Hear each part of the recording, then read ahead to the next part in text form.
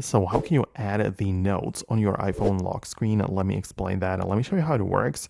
If you are first time on the Foxtecc, if you're new here, consider subscribing because there are so many tutorials which I don't want you to miss out on.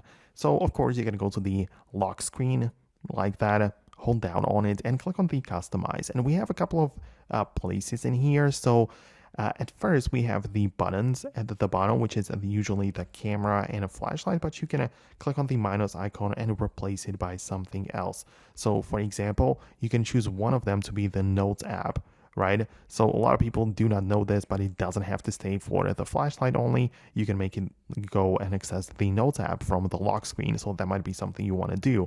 Also, you have the space for widgets, and like the Apple Notes do not have a widget for the lock screen as of right now, but you might have perhaps some third-party application which will let you check it out in here. So just explore the widgets just in case you want to add something in here.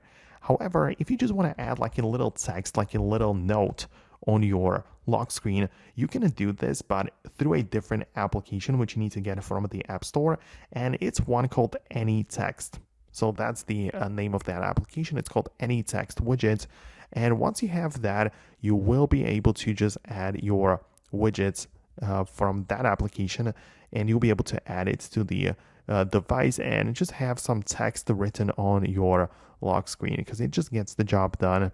And it's a great app. Obviously, there are like different choices for that. So if you want to stick with something else, you can most definitely. But yeah, there are these options. So let me know what you think about it below. Most definitely subscribe so you do not miss tutorials and videos like this one. And I'll see you later in the next tutorials as well. So stay tuned and I'll see you then.